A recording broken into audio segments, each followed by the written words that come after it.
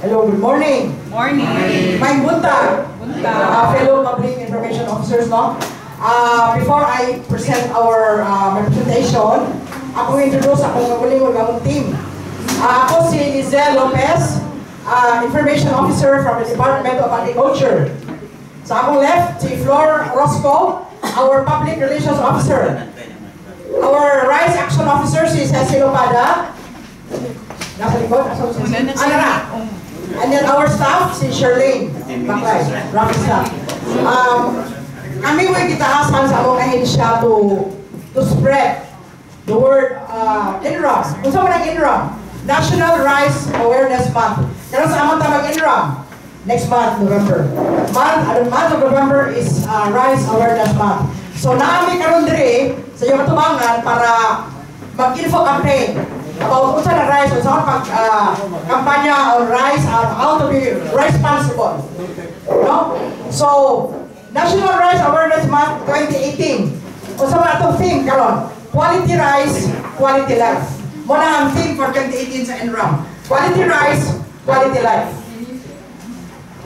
Unsa may vision sa NRAM? Rice Secure Philippines, a mission to improve the competitiveness of the Filipino rice farmer and the Philippine rice industry and transform it to be more profitable, resilient, and sustainable through responsive, balanced, environmentally sound, and partnership-based research, development, and extension. One of siya mission sa NRAM. And then, naman tayo rin values, other business or rice. Ang R meaning relevance and responsiveness, I, integrity and innovativeness, C, collaborative and collective spirit, and E, excellence and equity. Ano siya, rice? Okay, okay, next slide. So, para na akong i-mention kanina, ang atong quality, ang atong NRAM theme for 2018, quality rice, quality life. Later on, ako nag-spawn, unsay meaning, unsay pasabot ang nga theme. So, next slide.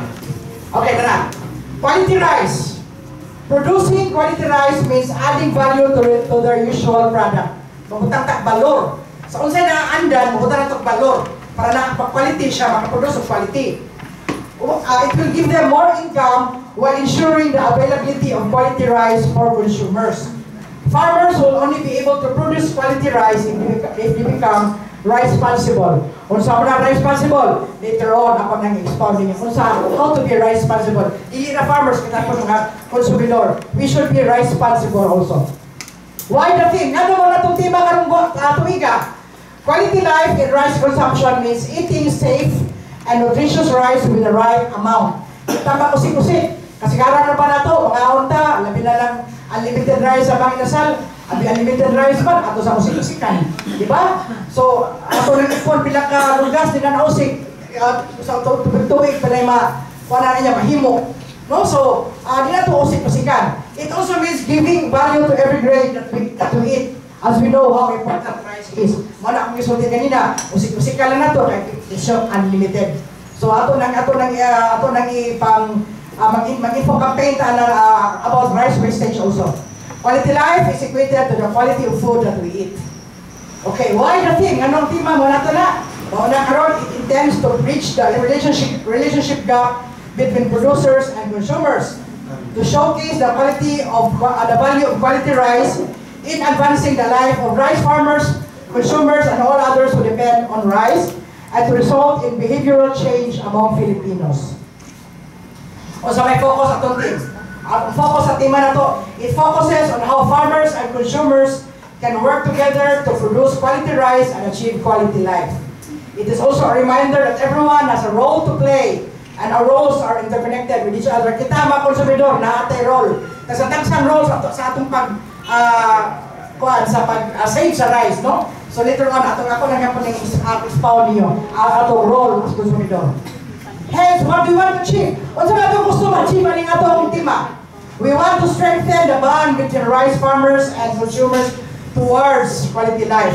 Specifically, encourage farmers to produce quality rice for the consumers and contribute in achieving rice security in the country. Instill the values of responsible rice consumption among consumers and enjoin public influencers and opinion leaders to participate in promoting the production of quality rice and responsible rice consumption. So sa pasabot ang influencers kanapito ato mga policy makers, wala sila, opinion leaders, wala sila. So ato na silang encourage nga ma-participate in promoting production of quality rice. In all, quality rice equals smart farmer, quality life equals happy consumers. Okay, rice security. Kita tanan siguro nakabantay ta nga kanabitaw we all karon sa atong inflation karon pabitaw ta kanang rice security is tantamon importante gid nato na secure atong rice production bitaw, no? So it is a function of both production and consumption, making safe and nutritious rice affordable, accessible and available at all times. So dapat secure gid ang atong pangkuan kanang production sa rice mo naman kamot nga what time wastage bitaw para stable atong rice production. It doesn't only depend on farmers but also the participation of the consuming public at the receiving end. Kita, consuming public mata. Kinsa dili mga anak o mga farmers, mga anak ko. Anak ko farmers. A farmer. Mabuhuma. Kita to ikaw ng profession ha because it is a very noble profession. Mintras mga on pata ditang-tamay sa mga mabuhuma. Mintras kita tanan mga on pata tulo ka adlaw sa tulo ka kanana sa ayaw mo pagtamay sa mabuhuma mintras nga on pa mo. Because it is a very noble profession. No, okay, rice must be produced, but it should not be valued. But it should be valued. Hence, the relationship between farmers as producers and the consumers as eaters should be nurtured.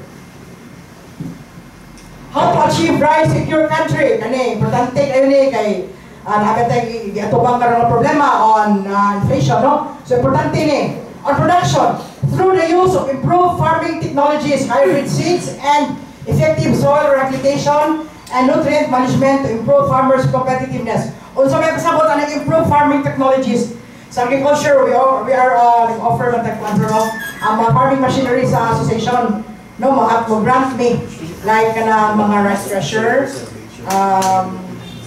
harvester, no, para ma-improve ang ilang technology. And then, for consumption, continuous campaign on Be Rice Possible to lessen rice wastage and promote the consumption of healthier rice, example, brown rice, that will help the farmers increase their income. Be responsible. Later on, ako gapon ni explain unsa how to be responsible. Unsa una to kita tanan in every ato individual responsible tanan dili ta mo sita tong nakanon. Unsa may target audiences aning atong akong kampanya karon. Atong target audiences ani farmers, producers, consumers and policymakers. Dapat maminaw ta o unsaon nato pag sa rice okay, sige, Lord. So farmers, unsa may bato sa farmers nga maka-contribute sa pagkuan ani atong kampanya karon. Kumpiyansa sa sarili, kakibat na teknolohiya, kaalaman, and commercial. Ako nito sa pagsaon explain na unsa man ang kumpiyansa sa sarili. Tara. Be inspired to farm. Unsa man be inspired to farm. Facts na ha kanito nanay gini based gini sa statistics sa PSA.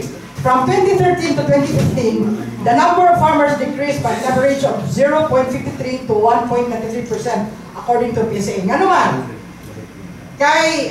in 2013, there are 31 million Filipinos involved in agriculture, but shrunk to 29.1 million in 2015. If the scenario continues to happen, it will affect the whole country's food production. Nga naman, nag-decrease atong farmer.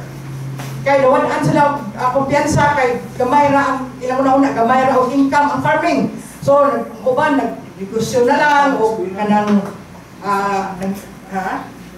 construction worker ang uban nag-abroad ngana bataw so gamay atong farmer kay nawanan sila og gana kay ilang una gamay ra kay og income panguma. No? So unsa may atong buhaton para mabalik kataas ang atong mga producers? Producers should be proud of the profession because they feed the Filipino people. Dapat nato ikawaw. Dapat anak tayo pag-uman ito mauwaw. Anak kung pag-uman, dili ra. Anak ko pag-uman, we should be proud that the farmers are feeding the people. Ugwa mga farmers ito kakaon. As the saying goes, we need a doctor Policeman, attorney once in our life, but we need farmers 3 times to 5 times a day. Di ta makakaon, uwa sila. They must be inspired to farm because they are the key to achieving rice security. How do we inspire them? Kung saan ito pag-inspire nila? Tara, next slide floor. Efficient technology. Ato silang tudluan. Kakibat na teknolohiya, ato silang tudluan sa mga bagong teknolohiya karon. No? Like for example, next slide floor.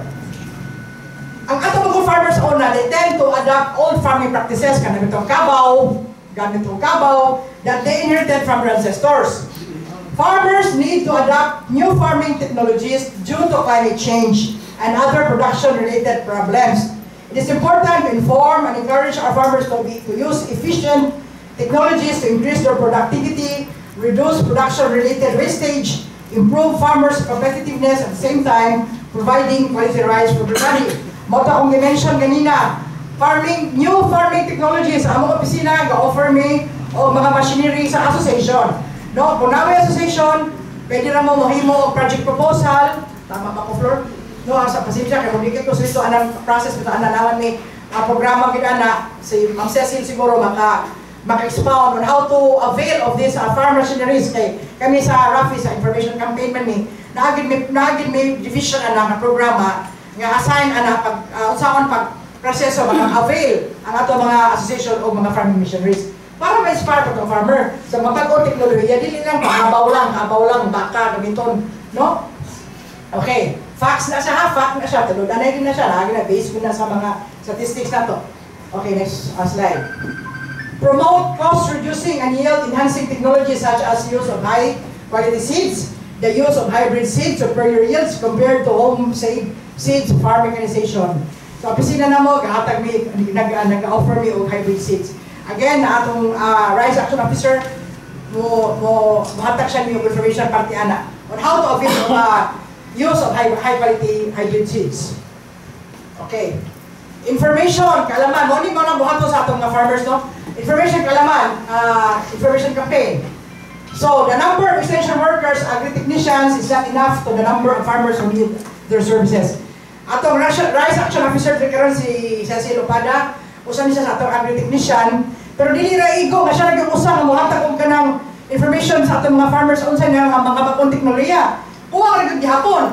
So we need different publications, communication channels are needed to help them, such as IEC, technology bulletins, insect pest, palay check, etc., internet and mobile phone.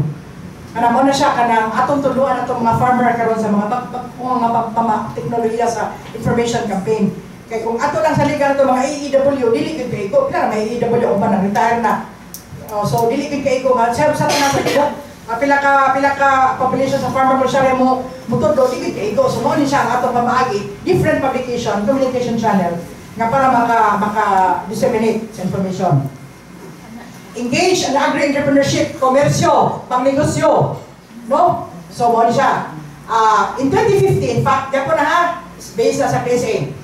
In 2015, PSA said average income of rice farmers was only around 100,000 per year. This leaves the Filipino farmer hanging below the poverty threshold of 108,000.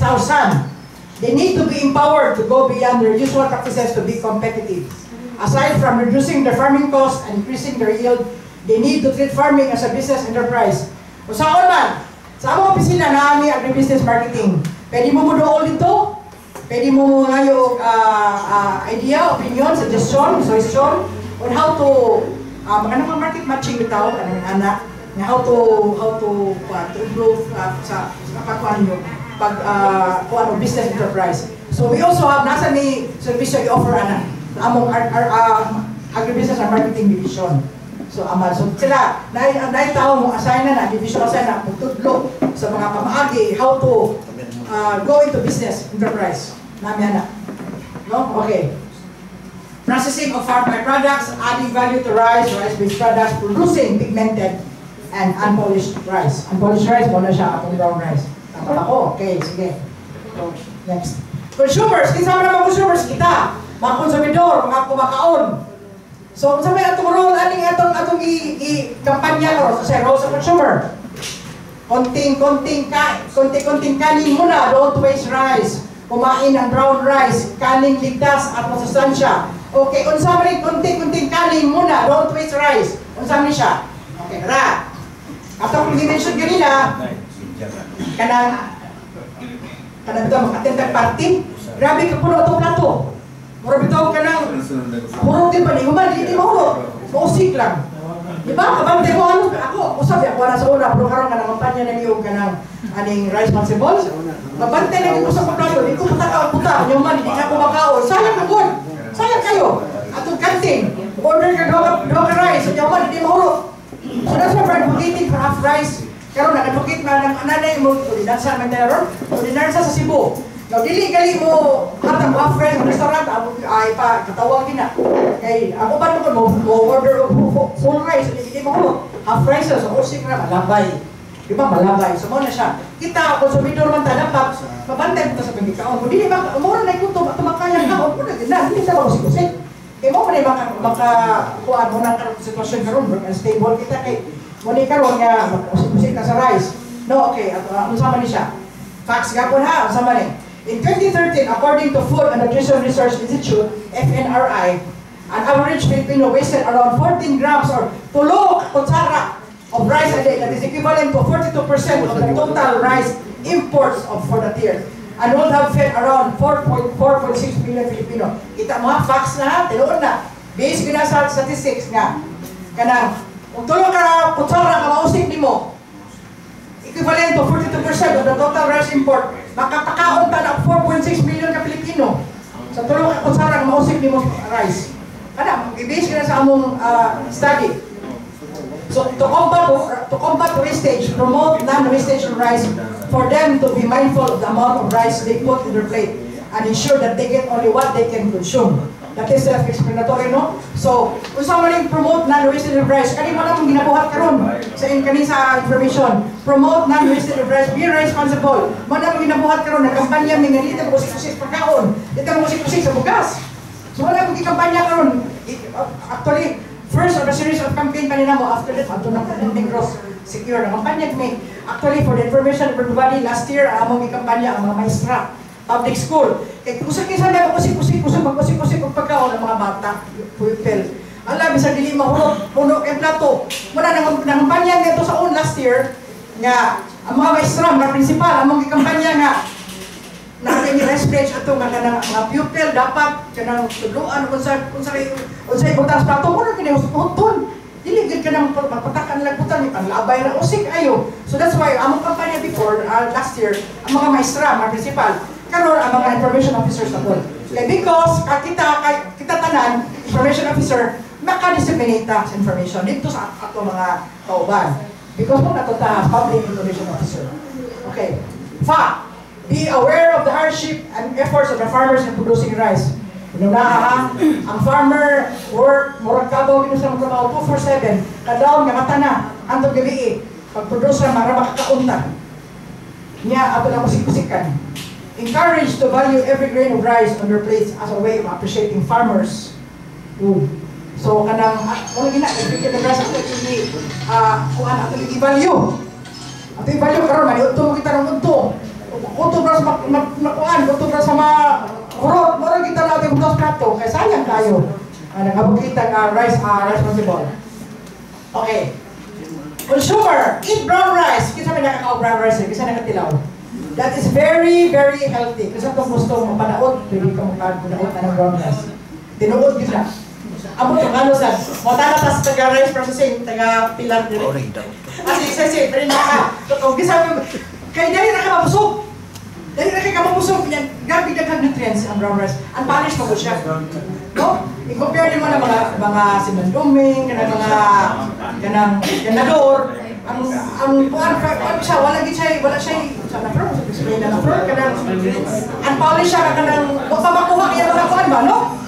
Although na gid siya kuan na siya gamay mga tilaw nimo mura sa kapsat kayo pero very nutritious.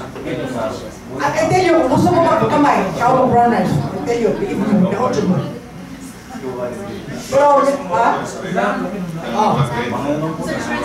nasa red rice, brown rice, black rice. Oh, like brown rice. Brown rice magpipila o brown rice? Pila, Cecil, magkakabang anak. No? Ako lang, after na ko, siya may masturya. Sa rice, mag-inir sa breakabaw na sa beneficial. Actually, din sa Bohol, naman tayo rice processing complex, Pilar.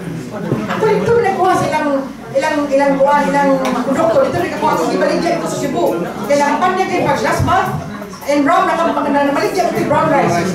Maligyan ito sa mga consumers of brown rice last year. We're negotiating na maligyan ito sa brown rice. Okay, usamay narao, usamay health benefits sa brown rice. Gain for acceptance because it has more nutritional value compared to white rice. Grabe siya nutritional value ang brown rice yun. Yeah, beneficial to farmers because it's higher milling recovery by 10% than the white rice. So, sabayin ko rin yung brown rice. Next month, mag-advocate mo po may maligyan mo, right now, we're still in the process of negotiating with Pilar para maligyan yung brown rice sa Cebu. So, amo nag-advocate ko ng brown rice kay paano siya, very nutritious.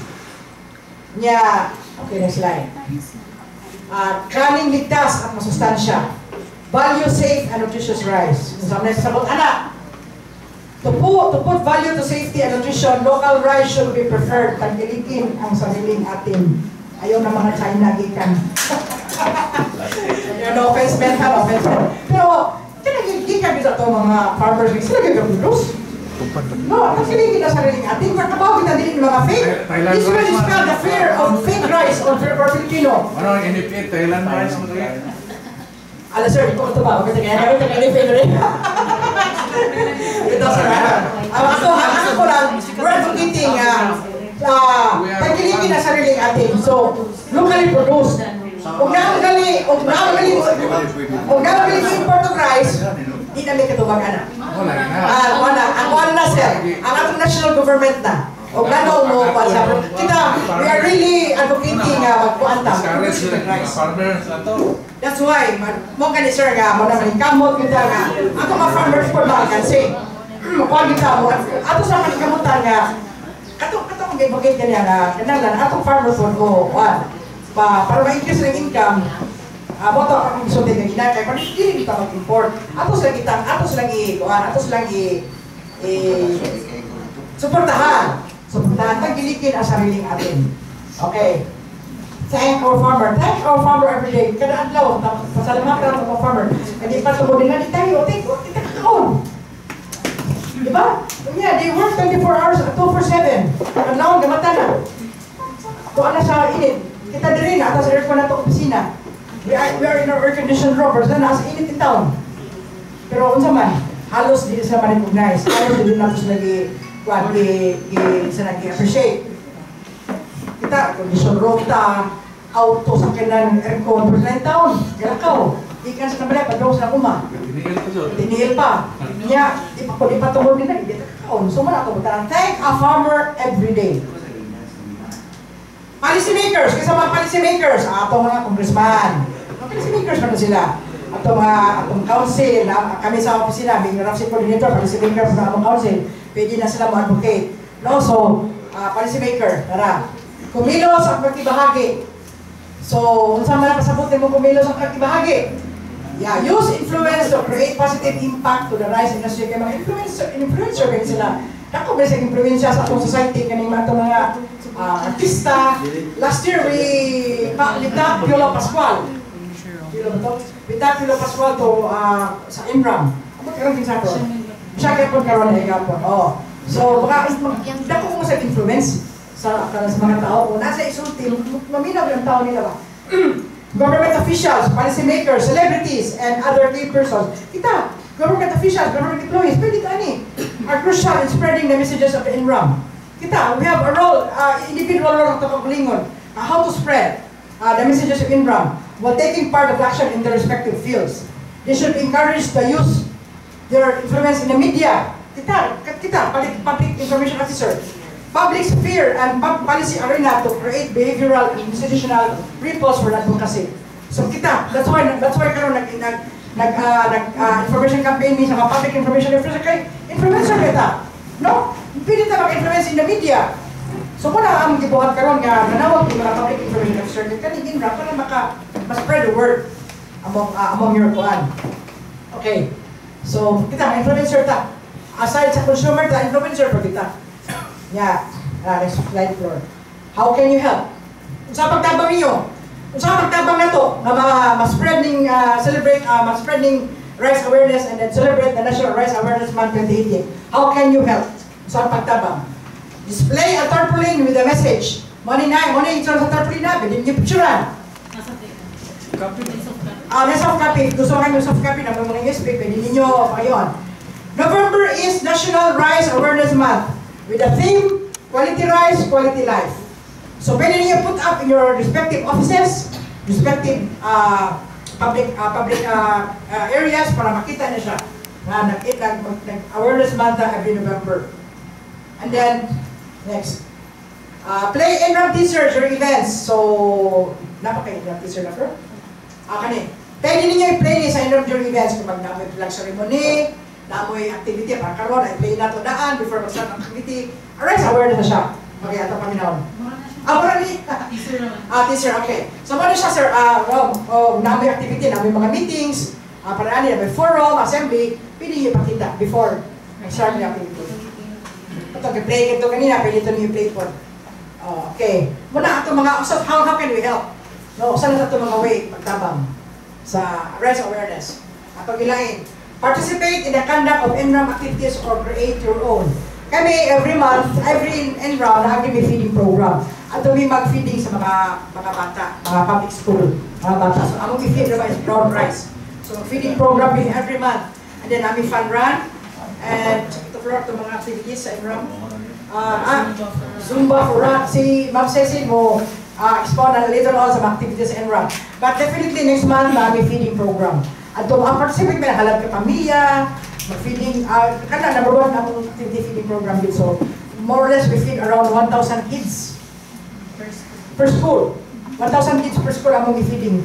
So, halos every week niya na mag-abot tanan sila na among pinag-advocate ang rice wastage niya, kanang brown rice. So, next month, muna pa namin bato ng free programming, namin fun run, muna siya. And then, later on, ang among awan din si Shirley, mo distribute o kaning mura commitment ika ninyo. And then, ato ba yung balik na? Okay. Balik lang ko fill up. Balik lang ko fill up, then amo i-collect na ako balik. So later, she will distribute gani, balik lang ko fill up. Commitment din ninyo on how to advocate rice. Responsible, be responsible. So, amo ni distribute karon. Yeah, iba, amo ra paborito akong balik. Mga 2 copies gusto per, 1 copy ninyo, 1 copy sa mga. Okay? And then, apa ba? Okay, what do we get from this? May power at mga farmers, malipayon, tanan. So, thank you and good morning. May questions? Hindi na ako matubag. Basta di lang kayo, di lang kayo violent. Thank you. Di lang kayo violent reaction, matubag na ako. Wala? Walang question? Kaya itong next speaker is Cecil, our Rice Action Officer. So, na siya, kanina siya kikang sa rice program. So, naging mo mga technical ng pangutana, matubag siya, kaya kanina naman this information. So, thank you very much and good morning.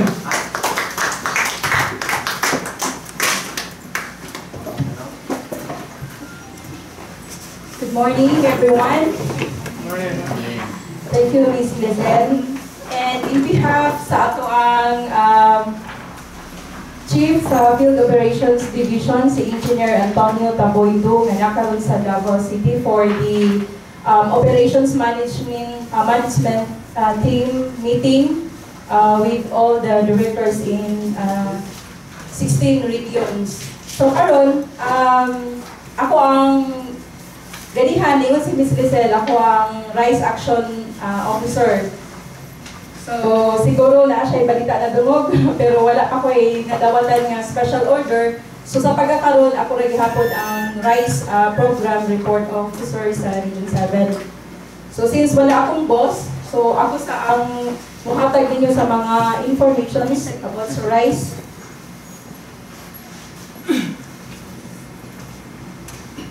Okay, so, ang kaning National Rice Awareness Month, gina-celebrate nila to since 2013. So katong naitay issue nga dili sufficient ang atong rice. So gi-launch sa National Rice Program ang ato ang gitawag nga activity nga National Rice Awareness Month every month of November. So this meeting is the preparation kay October pa man ta karon. So ang ato ang mga activities kasagaran diri gid namo ibutang sa Bohol. Sa out of the 4 provinces sa Region 7, ang Bohol ang nag-support since 2013 mo iga-support sa ato ang activities sa NRAM. So other provinces wala sila naka sugod o pareha sa inyo diri sa Bohol or sa ato diri sa Bohol nga natay mga fun run, natay mga feeding programs sa schools, natay mga poster making contest na para ma-aware ang ato ang mga school children. Dili lang kay kita, kay sila man gud ang next nga generation nga mo follow unta sa agriculture industry. Kay sad to say nga as of karon based sa ato ang data, ang average edad sa ato ang mga rice farmers is 57 years old. So dagkana mo katiguang.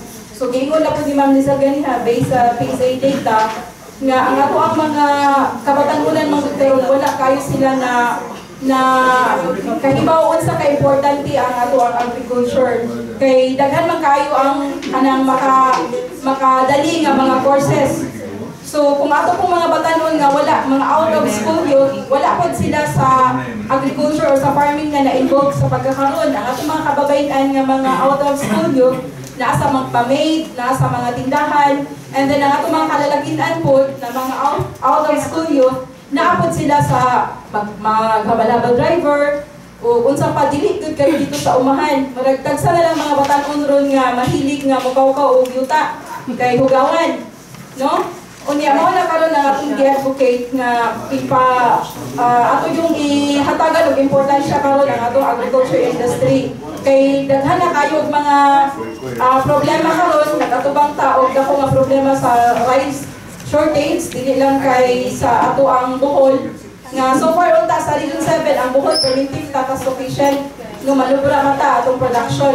So karon gamay kay ni ato ang kuano dili kay klaro.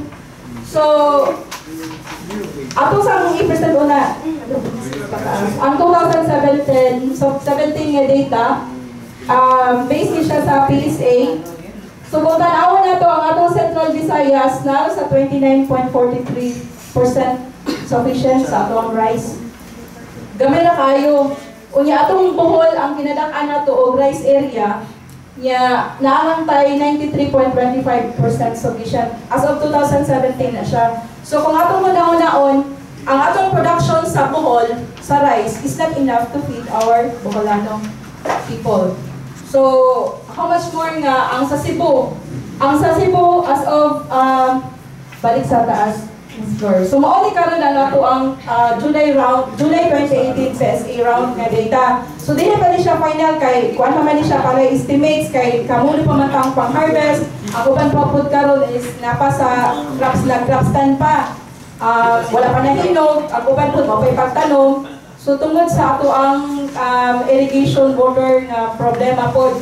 Kay although ang Bohol naatay mga dagko nga mga irrigation systems, but we are rain-fed lang gihapon. Kung ang amo pang national program coordinator sa Central, Bohol is not an irrigated rice area. Kaya ang ato mga dams dire, mapuko lang kung tinguan. Tinood ba? So we are rain-gated. Batod pa nila. Dili gyud siya purely nga irrigated like sa uban nga mga sa Luzon areas nga naa nga bisan pag mag-init o taas-taas, dili gyud mahubas ang ilahang water sources sa ilahang mga kasapaan. So kita tanaw na to atong Pilar Dam kung mag-init na galing hubas na gyud kay siya. Tapos problemado kay ta sa atong mga dams karon kay very silted na kayo. No wala daghan na kay wala pata nakahimo og activity ana para sa siltation niya.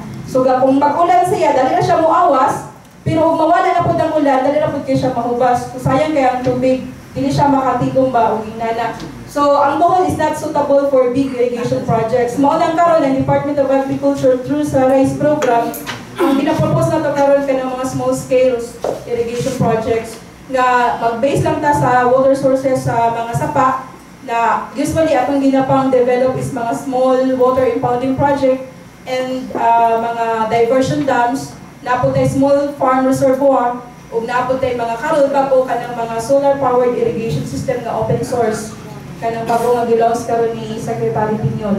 Then kung tanawan nato no sa ato ang PSA data sa July 2018 round, kay wala kami kakuha sa September. Kay lisod na kayo sir no, pagkuha og data mo sulat kami sa mag data review pa, mag letter request pa miskin og kami ang end user, isa sa mga end user ang Department of Agriculture sa PSA data. Dili mo na anak kasayon nga maka-access dayon ni sa ilahang data sa ilahang source.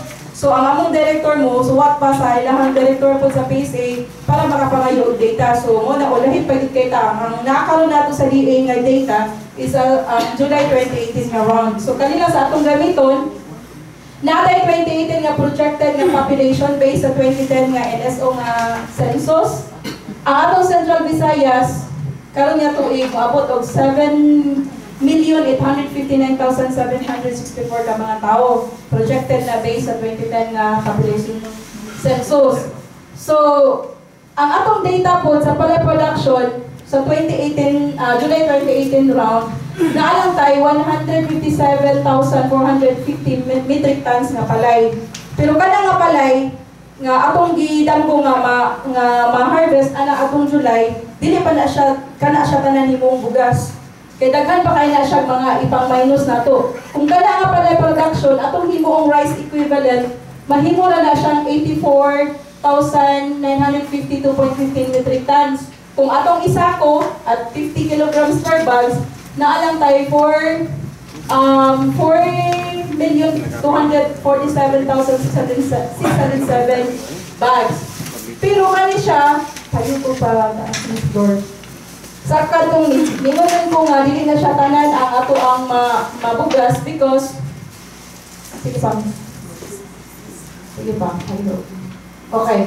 Ang ato ang ani nga mga humay kuhaan pa na nato og for seed requirement. No, based po ni siya sa PSA data. Actually, ang ato ang mga basakan karon kung magtanong tag hybrid rice na itanong nato nga panay, atong seed requirement is only 15 kilograms per hectare kung hybrid atong itanong. Pero kung inbreed atong itanong, maginahanglan ng tag 40 kilograms per hectare. But for the sa kanang safe nga estimate, ang PSA nag-allocate og 75 kilograms per hectare sa inbreed. So dako-dako atong ibawas atong production sa palay for our seed requirement. Kay ngano atong mga farmer, not all our rice farmers mo palit og hybrid seeds para itanom. Kasagaran yun sa atong mga farmer nagamit og mga gitawag nato og farmer home seeds. Kalapit ang nanganis, nagtanom sila ron, kay gitagaan sila sa DA og inbred, certified seed. Pag harvest ana, niangay man sila sa barog, niangay sila sa abot kidako, maggahinga na sila daan og ibinhin nila for the next cropping. So that is what we call the farmer home safe seeds. So 975 kg.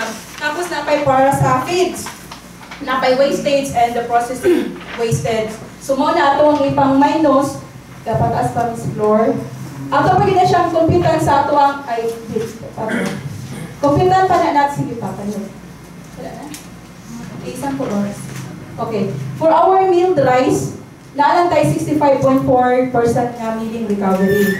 So, kung atong production, pataas yun. Isang po kayo.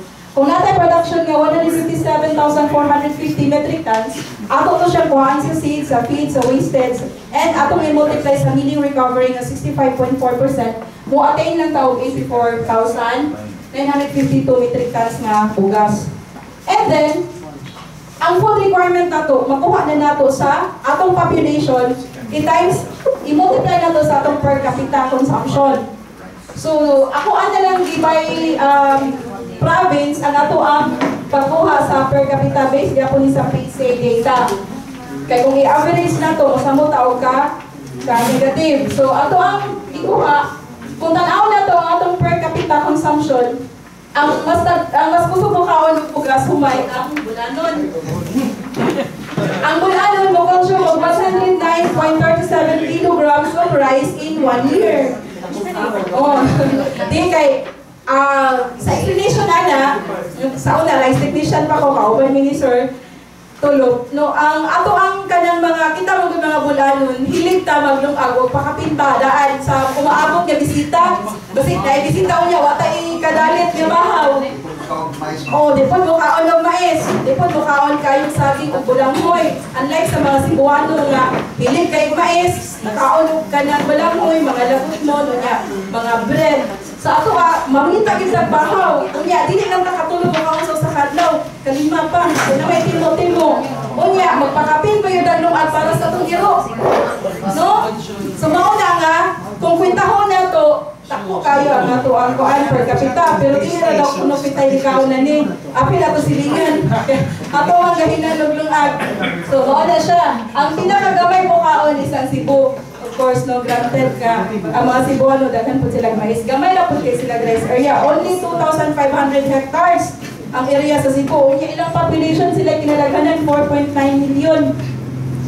May na lang kayo, mga kayo sila o mais. So, pero 1% try lang sufficiency kung itandi na to sa ato ang rice production no, in July 2018. Ang kinalakan o ang gasunod is ang taga-Sikihor na sila 91.44 na kilograms per year. Tapos sunod ang Negros Oriental. Dahil ang kinalakan o rice area isang Bohol. Nakatay 60,000 total na rainfed o irrigated rice area. Ang Negros nasa 18,000.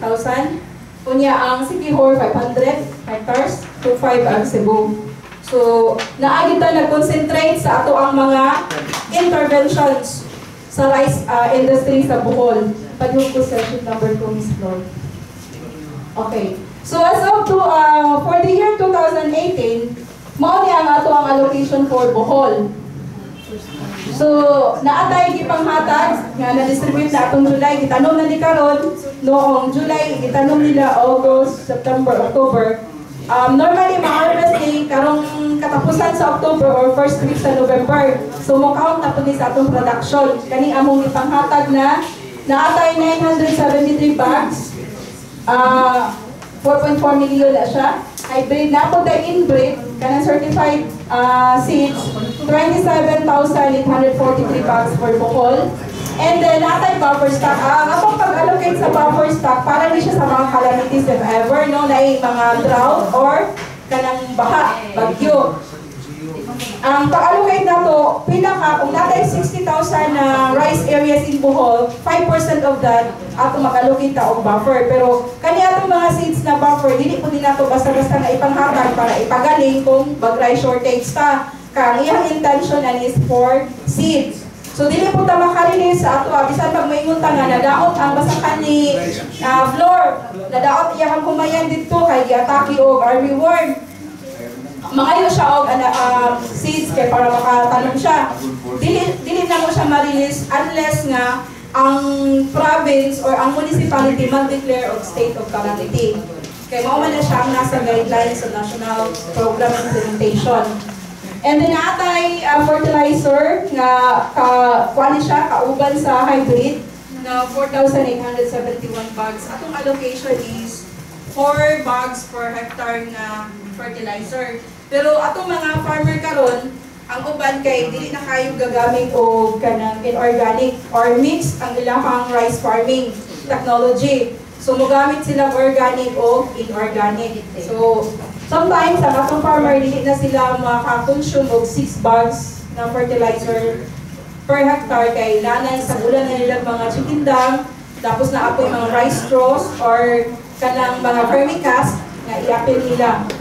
Naapoy ng 100% organic na good, like sa Carmen, kanang ato ang samahang nayon, na sila yung mga rice areas diyan, na sila yung mga rice farmers nga nag-go into organic na dyan. So wala na sila nagamit ng fertilizer. Kani siya nga mga inputs is distributed ni siya sa mga local government units based on their rice areas. So naami kanang pag-allocate na mo is percentage based sa ilang rice area. And then sometimes ang atong mga local government unit, bisang gi-allocate na nato sila na nadili pud sila modawat ang uban.